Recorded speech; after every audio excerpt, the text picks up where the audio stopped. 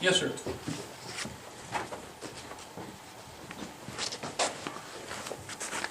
Yes, I'm Bill Berkowitz. I'd like to ask you...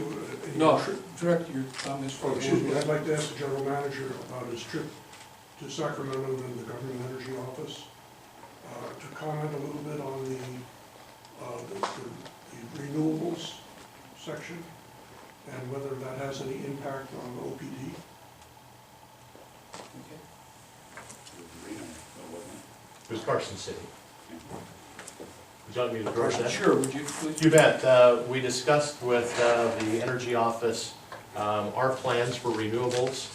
To be honest with you, he said that the renewables that come from the smaller entities don't have a huge impact in what happens in Nevada. He appreciated our efforts and applauded those, and I asked him if he could to direct any grants that might be available to us to help to do those. Right now, there's grants available to do small projects and large projects.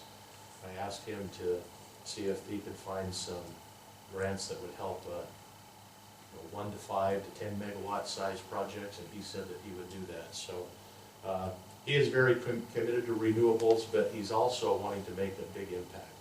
And he'll continue to work with us, but his focus is on the big entities and the amount of work that they can do.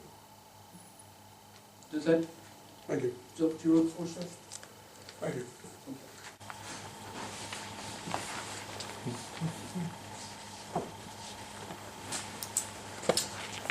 Good afternoon. My name is Rich Green, ratepayer in Mesquite. I've listened to several reports at your meeting, and I just want to comment that I find your reports on the financial statements very mechanical and see perfunctory. I don't see any concentration on analyzing variances from last year or variances from your budget. And I think a healthy review of your finances encompasses measuring how you're performing against your budget, how you're performing against the prior year, and at least some questions from the trustees as to why is this different from last year, what's happening. I'm very perfunctory. A lot of that is because of your budgeting process that I don't really think is a budgeting process.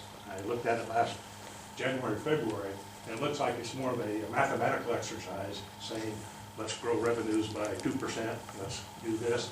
And therefore your budget is not really what I call a budget.